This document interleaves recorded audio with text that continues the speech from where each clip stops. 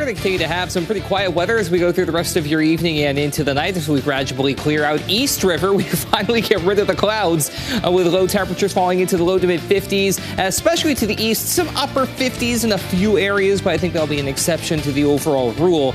And that'll set the stage for a nice day on Thursday. More sunshine, more warmth as well as 80s finally jump over the river and head east. They're going to be sticking around for a while too. We'll talk about that and go through the rest of your 7-day forecast coming up. And until then, First at 4 starts right now. Live from KELOLAND Media Group, KELOLAND News First at 4. What we know about the arrest of the suspect believed to be part of a hit and run that injured 2 children in Aberdeen. Plus, the Senate is moving ahead with a bipartisan approach to prevent a government shutdown. What that means for House lawmakers. And later, winter may be still months away, but we're already starting to collect coats, hats, and scarves for Keep KELOLAND Warm. Good afternoon, and thanks for tuning in to First at 4. I'm Don Jorgensen. And I'm Kelly Volk. The Canton Police Department is asking for your help identifying a person who has been stealing items from cars. Police posted multiple surveillance pictures from a gas station on social media of the person they believe is responsible for the thefts. If you recognize the man, you were asked to call the Canton Police Department. Coming up on KELOLAND News at 10 tonight, you're going to hear from police about how surveillance cameras play a role in helping them solve crimes. Authorities on the Cheyenne River Sioux Reservation arrested a boy this week for allegedly making terroristic threats. Tribal law enforcement received reports on Monday about a boy making threats to shoot students at their homes, as well as planning a shooting at the school. Officers were able to locate the boy and arrest him. The Ziba County Sheriff's Office also helped in the investigation. The Animal Rescue League of Iowa is looking for homes for dozens of dogs and puppies after they were rescued from a licensed breeder that is being described as a puppy mill in Boone County. Authorities say that rescuers found dogs living in their own feces and urine with matted hair. Nearly 100 dogs were taken from the facility. The Animal Rescue League has been at maximum capacity for a while now. Staff are using temporary kennels to house the dogs. Some are still nursing dozens of puppies that are just a few days old. So there are 7 moms with, I'll say newborn, but they're within probably a couple of weeks to maybe just a few days old. And so those dogs, of course, are not in our care. They went into foster homes almost immediately so that they could, again, start to settle in and raise their puppies there until they're old enough to be adopted. But yes, to see the moms and very young puppies in those conditions, it's already bad, but that makes it even harder to see.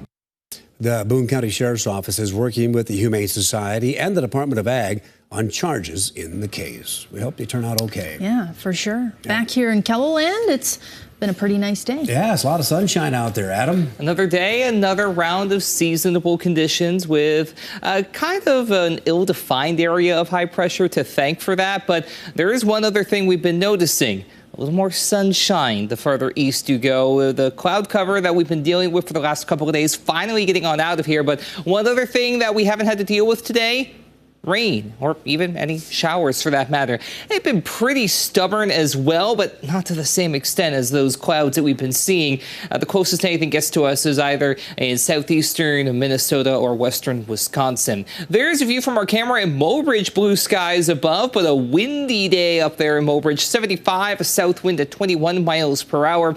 And we're also looking pretty good as we head farther to the west. We'll take a look at our camera in Terry Peak. It's only a matter of time, folks. Just going to throw that out there. 71 in lead with a northeast wind at 3 miles per hour. And we're doing pretty well really across the region. You can't go wrong with either side of the river. It just depends if you like your days warmer, then go with Pine Ridge and Phillip at 83 and 85 respectively, or a little more seasonable, then go for areas like Yankton at 71, Aberdeen 75, Brookings at 68 along with Watertown and Worthington, or even 74 here in Sioux Falls. So there is that shield of cloud cover now retreating to the James River Valley, points east, but areas like Chamberlain, Miller, Pierre, Winter, Mobridge that had cloud cover yesterday, beautiful blue skies today, and by tomorrow we should see more of that clear sky finally move eastward toward the I-29 corridor. It's been a bit of a long time coming this week, but we'll finally get there. It's going to come with warmer temperatures as well.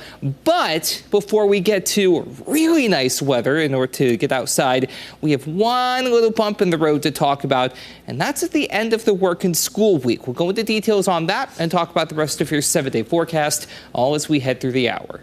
Thanks, Adam.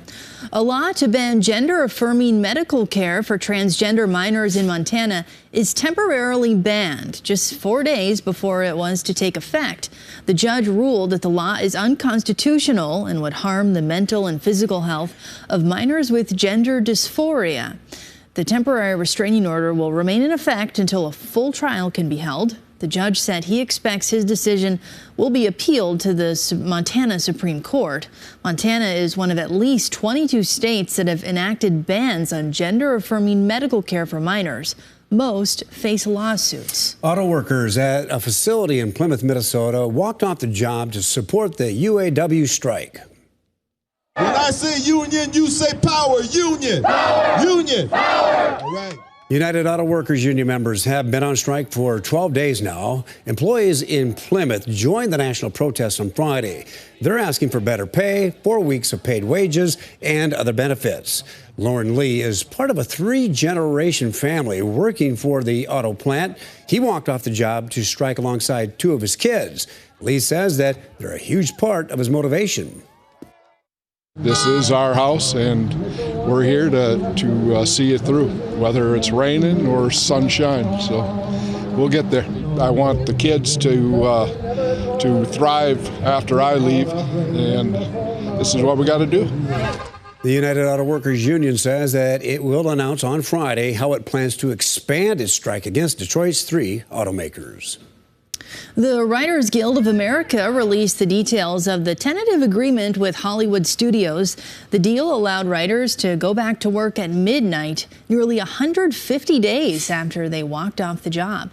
The agreement includes a 12.5% pay increase over 3 years. Writers also secured a 76% increase in foreign streaming residuals. They will also receive a viewership-based streaming bonus. The 2 sides also established a set of guidelines regulating the use of artificial intelligence. Still to